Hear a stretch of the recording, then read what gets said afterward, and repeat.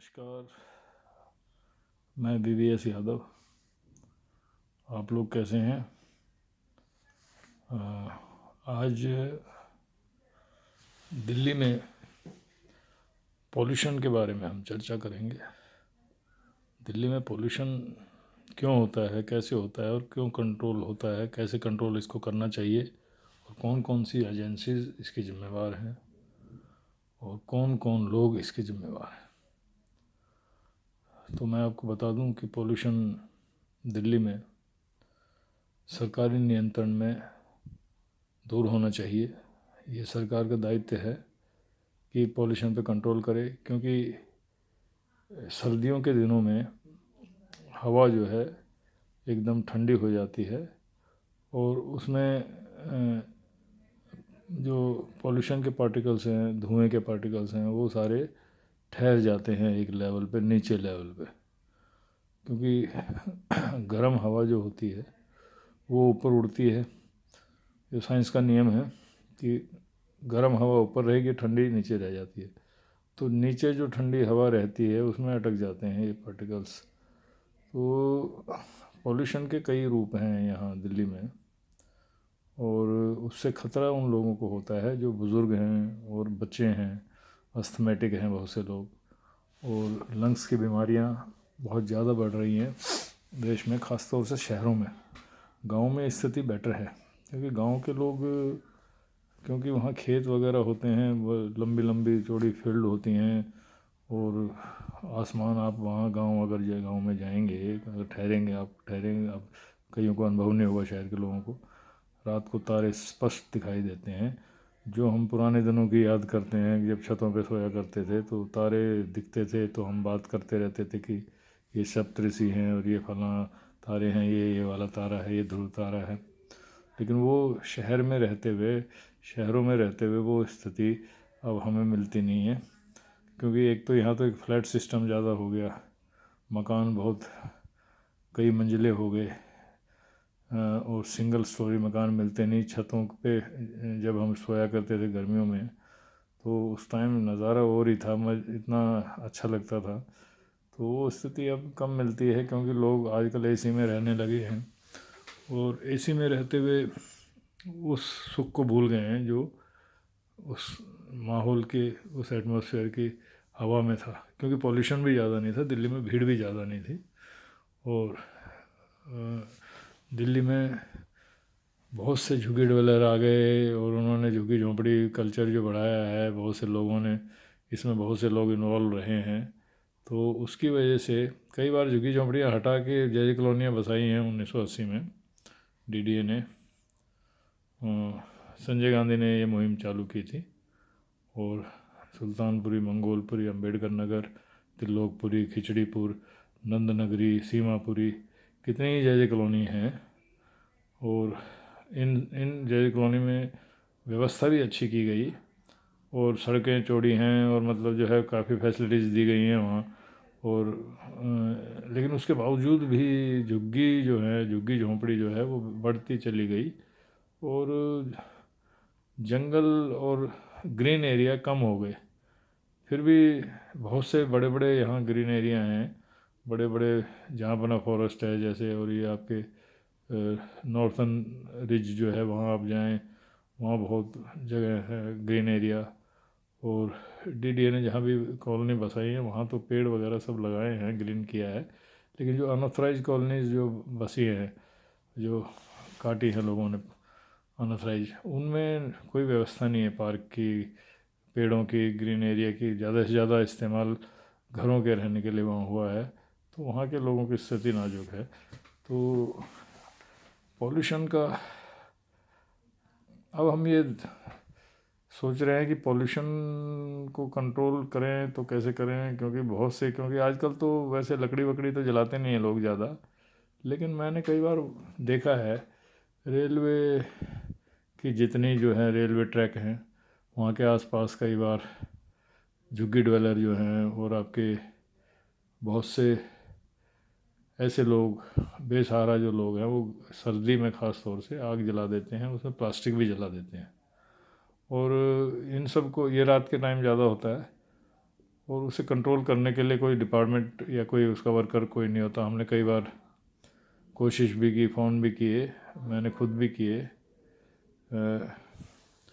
कई pollution department को भी किया और आपकी एनजीटी को भी, और कई तरह से हमने कोशिश की, तो कोई फ़ोन नहीं उठाता नहीं है। और ये सारी स्थिति बहुत ही नाजुक है दिल्ली में, जगह जगह जहाँ जहाँ इस तरह के जो गरीब लोग हैं वो कई बार कई तरह से हमने देखे, प्लास्टिक उठाने वाले बच्चे हैं या कोई ऐसे रात को सड़क पे सो जाते हैं, वो सब जलाते हैं।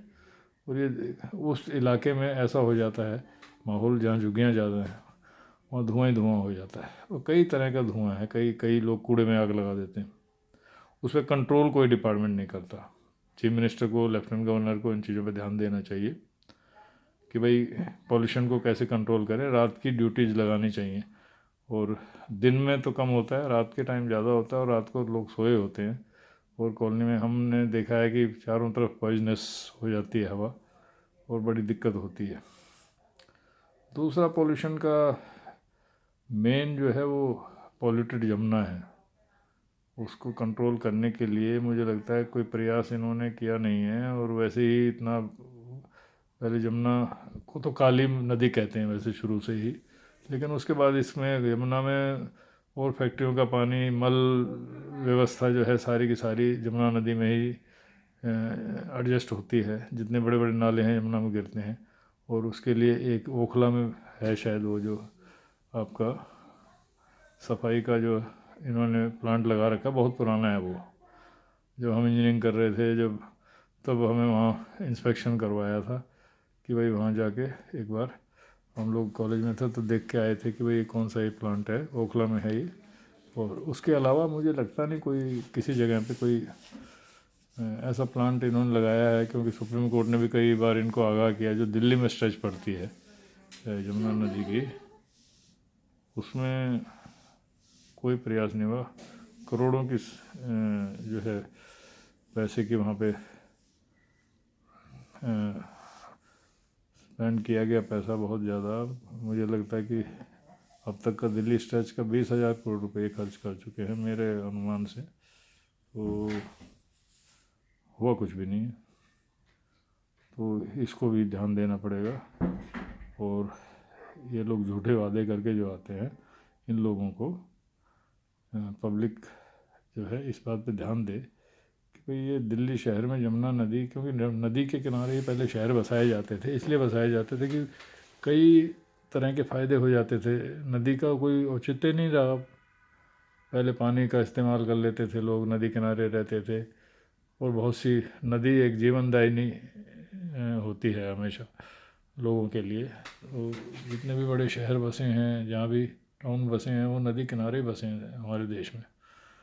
तो इन सब पे ध्यान देना चाहिए सरकार को, नहीं तो हम ध्यान दिलाएंगे, हम कसेंगे और इस बात को उजागर करेंगे अपने यूट्यूब चैनल में कि भाई इस तरह से काम ये कर नहीं रहे हैं, अधिकारी काम ठीक करते नहीं हैं, अपने दफ्तरों में बैठे रहते हैं, कर्मचारी इनके पास है नहीं, और किस तरह की व्यवस्था कर रहे हैं पता नहीं, हमें तो समझ आता नहीं। अब यमुना नदी में एक काम तो शुरू किया है एनजीटी के कहने पे इन्होंने कि भाई उसको कंट्रोल किया, उसी जगह को जहाँ पे अननेसेसरी कंस्ट्रक्शन हो रहा था, घेराव हो रहा था, लोगों को हटाया है और वहाँ पे अब काम हो रहा है, व्यवस्थित किया है यमुना की बेल्ट को।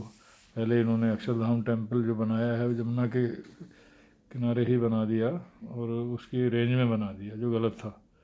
और उसके बाद इन्होंने ये कॉमनवेल्थ गेम के मकान जो बनाए थे वो भी यमुना की रेंज में ही बिल्कुल वहीं पे जड़ में बना दिए हैं। तो ये लोग कुछ परवाह करते नहीं हैं, देखते नहीं हैं, कौन इन्हें परमिशन देता है, सरकारें इस, पब्लिक का कोई ध्यान नहीं है। हमारे देश की जनता स्ट्रगल में है और हर टाइम अपने खाने पीने में और कमाने में बेचारे लोग लगे रहते हैं। आम आदमी, उसको फुर्सत ही नहीं मिलती कि वो देश की भी बात करे, शहर की बात करे, दिल्ली की बात करे, पोल्यूशन की बात करे। वो सब कहने के लिए कुछ नहीं है, उनके पास कोई क्वेश्चन नहीं है। क्वेश्चन उनके मन में है और मन में ही रह जाते हैं, वो किसी को क्वेश्चन कर नहीं सकते, किसी को ये नहीं कह सकते कि भाई आपने ये किया, आप सरकार हो, हम राजा हैं, हम प्रजातंत्र में पब्लिक हैं और हम जो है सारी चीज़ों को आपसे पूछेंगे।